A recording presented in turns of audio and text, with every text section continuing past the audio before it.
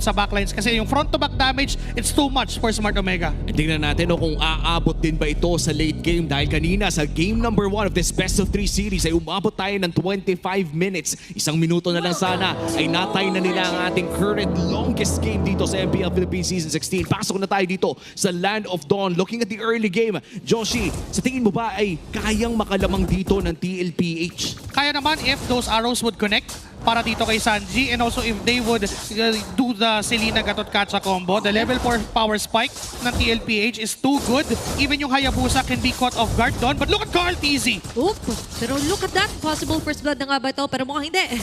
Para muna for TLPH. Pero ang pinaka-kinakatakot ko dito is yung ay instantaneous na crowd control. At kakasabi ko pala ng crowd control. Walang galawan for Super Yoshi. Ensuring the first blood for Sanji. Eh yun kasi nakita ko sa index, ang baba ng crowd control for Smart Omega. Lumangoy pare. Wala silang panghawak doon sa Lancelot and even the Selena. They would really commit yung Tsunami Slam ni Super Yoshi. But again, hindi sila yung mga magagandang targets. And what happened during that first blood na nakuha ng TLPH is that nauna na naman si JP doon sa pwesto, doon sa may pixel bush down left side. So alam niya na merong manggagaling at may tao doon sa left mid bush. Ang ginawa na lang nila, taunt, yung arrow, and yung sinasabi din ni Athena, the crowd control is enough para ma-burst down ang isang Kaleya ni Super Yoshi. Ito rin yung parang ginawa niya yung basic TikTok combo ni Selena, yung triple, yung apat na dash doon sa may bandang river. And for the side of TLPH, no, mukhang na checkpoint na nila ang kanilang pinakaunang win condition dito na kumonekta ang mga arrow. And that's first blood already para kay Sanji. That also gives him the ability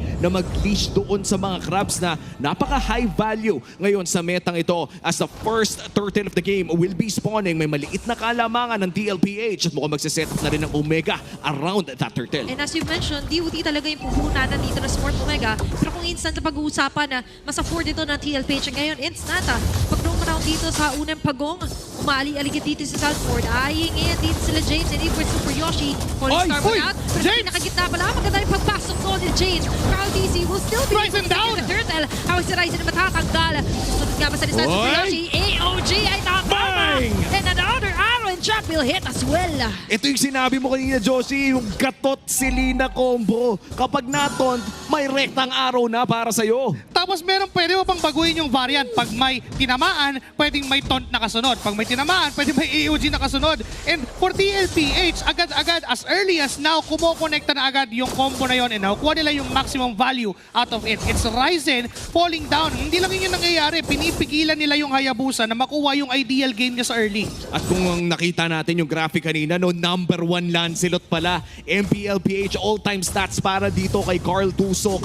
There is a reason as to why may skin under Carl TZ on this Lancelot, and up until this day, Season 16 ng MPL ay napaka-relevant pa rin ni Carl TZ sa Lancelot pick na ito. Number one.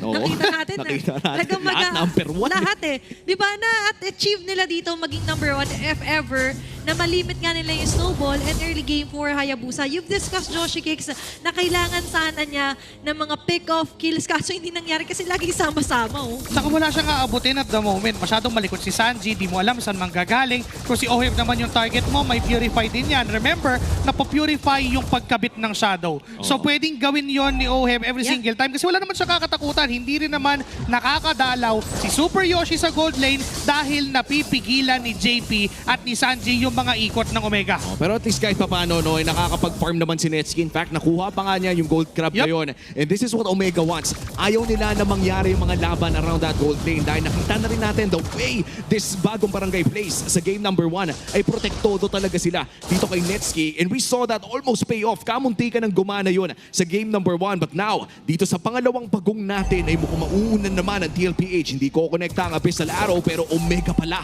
ang kakalapit dito. Pwede pumabrito for Smart Omega, lalo't nasa malapit lang si Netsuki. Habang inuunahan naman dito Super Yoshi Sanford, all eyes on him. Multiple traps as well ay naaapakan at may nakaabang pang JP sa may bandang likod. Sanford as well, where the Starlight Dance ay maganda-ganda yung formation. Pero for Smart Omega, might be a bit shaky yung kanilang nagiging depensa dito sa Turtle. Sasayaw muna pero nangangalati na. Turtle secure para dito kay Carl TC at hahanapin niya dito si James. Pero mukhang magbabak na ang side ng TLPH. Kalmado lang pare, nananakot lang si Carl Tusok. Tsaka yung flicker din ni Sanji kanina para iwasan yung potential na gustong gawin ni Super Yoshi. That was a really perfectly timed na flicker para kay Sanji. Nagulo bigla yung tempo na gustong gawin ni Super Yoshi. That could have been a pick-off para sa Smart Omega. But because of him not connecting that Tsunami Slam para kay Sanji, biglang nabago at pumabor sa TLPH yung tempo ng laban. Kung kanina hinahawakan lang nila Carl TZ, but then nung nag-decide sila na okay, pwede na, malayo si Ryzen, ginawa't binurse na lang nila yung Turtle. And looking at the Infinix in-game equipment, no, nakakapag-farm naman ng bagya dito si Netsky. Still, a 700 gold lead na hawak dito ni Uweb. At sakto-sakto lang yan, you are playing the Harif. Yan talaga dapat ang itsura ng laro doon sa gold lane. But overall, yung team advantage ng TLPH ay lumalaki na. Almost 3,000. At makikita natin may malaking rotation na ibabato ang bagong barangay. TLPH kailangan dumipensa around their Harif. Nararamdaman kasi nila yung reaction dito onto Netsky. Habang yung Avatar of the Guard dyan ay wala naman masyado tatama. Pero tatamaan yata dito sila Sanford. Si James sa pinakaharap. Sumasalo-salo at tumatangkin ng mga damage. For Smart Omega, very nice to protect dito kay Netsky. Mas matapang pa nga si Oheb dun sa point na yun. Kahit alam niya na may potensyal na tao doon sa side ng Smart Omega, okay lang kasi may Purify naman siya. Nakaamba yung taunt mula kay JP. Ay, nakaamba na rin dito si Carl TZ. Super Yoshi. Malalatagan na Zaman 4. Sanford as well. And dito, kompletong 5 ng cavalry. Ang nag-react alone dun sa gold lane. Walang respeto sa torre ng Omega. Ayaw nilang bigyan ng chance at mukhang mapapa-flicker papalayo si Haji. At kailangan nang lumayo dito. Papasok pa rin si James. Okay, tatama dito si JP. Kakayanin ba nila na ma-sustain yung damage? Mukhang hindi. No sir muna. Uy, napakagandang pitas para dito sa Omega na burn man ang flicker ni Haji. Nakakuha naman sila ng kill. Last turtle ay magsuspawn na rin. TLPH ang may hawak ng pixel brush. Mukhang susubok ang Omega muli.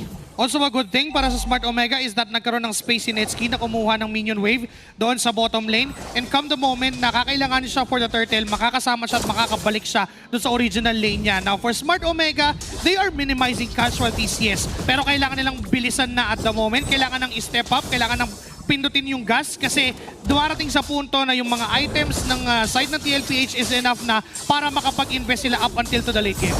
And that's gonna be the last turtle secured para dito sa TLPH. All 3 turtles ay napunta sa kupunan ng Team Liquid. At mukhang magdedepensa na muli sila. Ang ganda pa pala ng itsura ng mga torre ng TLPH. Yes. Parang pang next game pa. Aabot pa no? Pero kung sakali, next game ang gustong i-extend ng Smart Omega. Pero this time, ito pala yung gusto nila JP. Super Yoshi ngayon ay kakapitan na trap. Di pa naman dito ang pagpasok ni Carl TZ. Grabe yung dedication even with the Phantom Execution. Alam niya kasi na kaya niyang patayin dahil merong trap, may abyssal trap na natapakan itong si Super Yoshi at that. And up na yung brute force kay Carl TC, so we would expect a lot of dash papasok mula kay Carl. Hindi na siya matatakot na lumaban against Smart Omega even though may magic damage enough naman to compensate for the physical damage mitigated. Nandiyan naman yung Kimi, but up to now, hindi naman din ganun ka-threat si Haji. In fact, si Carl pa yung threat kay Haji. Oo, yung hinihintay nga talaga ni Haji na sabihin nating power spike on this Kimi ay mukhang mamaya pa natin mararamdaman pero mukhang mas mararamdaman pa niya yung blade armor ni Sanford. Nakakabili din lang niya. Para sa mga hindi nakakaalam, no, nagtataka sila bakit nga ba blade armor yung binibuild against this Kimi? Hindi ba magic ang binabato ni Kimi? The answer is yes, pero nagre-reflect din kasi napakasakit pa rin ng binabalik na damage ng blade armor sa Kimi na maiilang ang Kimi sa pagbato ng mga bola-bola sa iyo. 35 seconds bago lumabas ang ating pinakaunang Lord at lumalaki, lumulobo lang ang gold lead ng TLPH. Unti-unti lang din sila nakakuha ng mga items na kailangan nila. And look at JP prioritizing the Trajan armor. Alam niya rin kasi na yung Kimi yung problema niya at hindi yung Hayabusa and even not yung carry at this point in time. Andiyan na yung Dominance Ice, malapit na mabuo. Nandiyan yung Black Ice Shield. So technically for JP, okay na sa kanya yung depensa niya. What's left is magamit na nila RTC and even Oheb yung damage na meron sila. Kahit pa paano meron na siyang innate resist, di ba? Kaya yung Black Ice is a must muna kung chop suey pa lang naman yung budget. Pero ngayon for the budget naman ay umaayon pa rin sa TLPH. As they set their sights here onto the Lord. Sanford as well, forward march. Ayaw niyang palapitin, ayaw niyang pasilipin din sila Haji. And as you've mentioned, with the blade armor, ay mas nangangaripan doon sila Haji. At isa lang siya laban sa tatlo. Pero kinaya, nakamatay pa nga ng isa. The Predator is doing it. Kaya pagkakaroon pagkakataon nila oras Binuhat. na magpasikat ng JP. Channel Summon Force binuhat. Kinangga, pinili, pinatulog dito ang Smart Omega.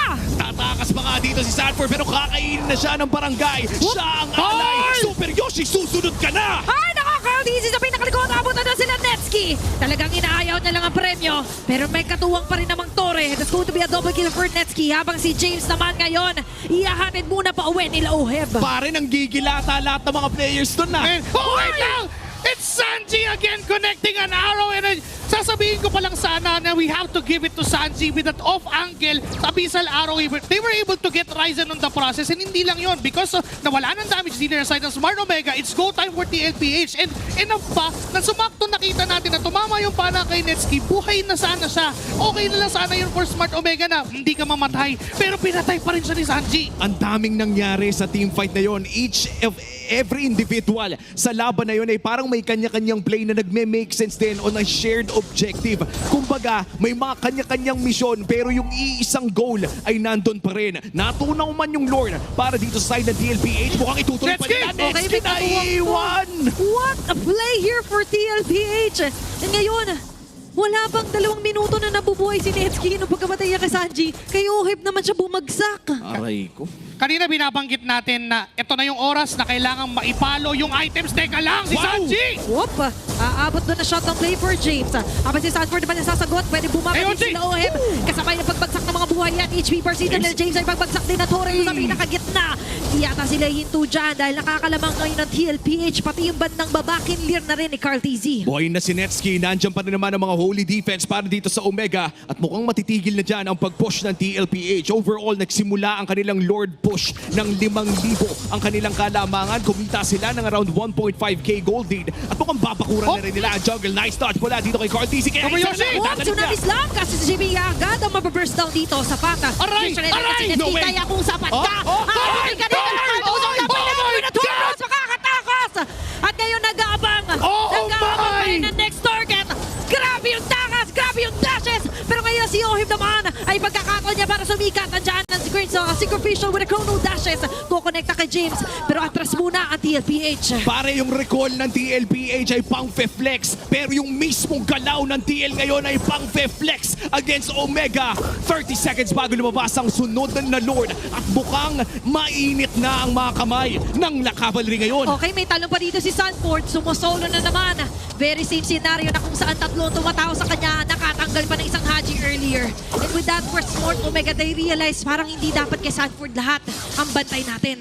May rason kung bakit nabigyan ng skin ang Lancelot sa ngalan ni Carl TZ at iyon yung rason. Pinakita lang niya yung mga dash na ginawa niya. It could have been a kill. Pero dahil doon sa galaw niya din na ilang pumasok ang Smart Omega, kaso nga lang may magandang attempt din na ginawa si Netsky. Sinubukan niya na i-intercept yung pass ni Lancelot doon sa top lane. Ang kaso nga lang hindi niya napatay. And because of that, this could be a free lord dahil alam naman ni Ryzen na hindi sila makakakontest. Oh, hindi na talaga makakakontest and that's gonna be the door secured for TLPH. Omega ngayon ay mapapadepensa na naman. Ang maganda dito ay at least umaabot na tayo sa punto na mayroon na talagang respectable na wave clear dito si Haji and Netsky. In fact, yung talon mula kay Super Yoshi ay malaki pa rin ang threat. Pero ang magiging choice na lang ata niya dito pare si Sanji or si Carl. Tama, mas mabilis kasi talaga yung atake dito for TLPH. Parang 120 FPS ng GT30 Pro. Sakto. Hindi rin effective na kung si JP yung kukunin. Kasi kung hindi nyo siya ma-burst at the moment, kayo yung mayayari. Isang taunt lang mula kay JP is a game changer for TLPH. One good taunt against Haji and even against Netsky or even kay James, kayang i-burst down yon ng TLPH. We are down to a base siege na gagawin ng Cavalry. Nahihirapan ngayon na Smart Omega. May mga ligaw na pana. May ligaw pa na pagtalo dito for Sanford. Ang dami na kailangan isipin. Naiiwasan pa rin naman pero hindi maiwasan eh pagkabagsak ng kanilang inhibitor turret sa may bandang baba. Oh, Lord defense muna. Mukhang matutunan naman ito ni Netsky and Haji. Kalmalicious muna para sa TLPH. Isang Tony pa ang Aro! hinahanap nila. at Hindi tatama kay Netsky. JP, Pero JP with a conceal. Mahanap niya dito yung isa. Pero siya ay Oy! matutunaw sa ilalim. Hindi na makakatalong na AOG. Pero kukonekta na ang best arrow sa isa. Makakadepensa naman si Ryzen. Here comes Ugi Shadow Kill. Pero mukhang makakapag-quad shadow din lang palayo. Dalawang inhibitor turret pa rin ang natitira. And that is the end of the push para sa TLPH. And correct correct me if I'm wrong, parang nalugi pa ata ang TL doon. Napakaganda ng depensa na yon from Smart Omega. Dumating na tayo sa punto na yung carry ni Nets ay hindi mo na dapat biruin. Yung pagpasok ni JP, it could have been a good engage sana for TLPH para makapag-push ng turret. But because of the high damage over time mula sa carry na in fact, isang item na lang yung kulang. This could be a rose gold na pwede niyang puhunanan considering na mataas yung damage output ng Selena and even ng Harith and yung Malefic gun na pick up niya, enough na yung added range para maging efficient dun sa team fight. Mahirap nang biruin. Sabi mo nga, magbiro ka na sa bagong gising, wag lang sa nagda-def na Smart Omega. Oo. And even for TLPH, nakikita ko yung position ni Sanji. Tinatry niya talagang i-arrow si Netsky just so hindi masayang sana yung Yes. talon ni JP. Oo, and nakita na rin natin no, yung tagal ni JP doon without the revitalize during that time. Less than 2 seconds na. Kailangan Sanji! na mag-ingat, pero si Sanji with a flicker. Watch out, kakabit yung Ugi Shadow King. Nagkakabit. Nandiyan na yung revitalize ni JP. Saves the day. At may sa laro counter-engage. Nako, nagmamadali sila ngayon ng habol. Jenko Steel Blade at Super abutan Yoshi. ni Super Yoshi. Sanford on the move. Hindi niya tatantanan dito mga members ng Smart Omega. Still, what a vision here for TLPH.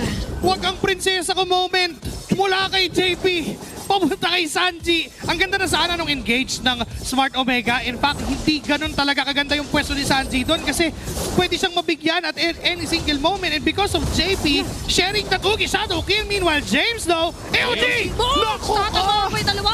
Kailangan matras dito ni Letsky. Abutan pa na Falling Star Moon. Sunod-sunod na. Pagpasok dito ng TLPH with a stampede. Oh my God! Dito na. Kaso not for long. At Storm secures the triple kill. And this might be it. May wave pa sa baba at nirekulan na nga.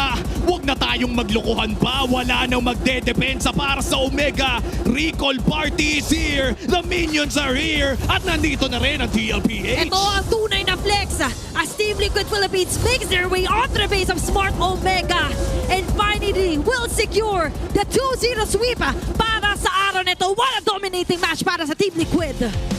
Up to that last moment, hindi tinigilan ni Carl TZ at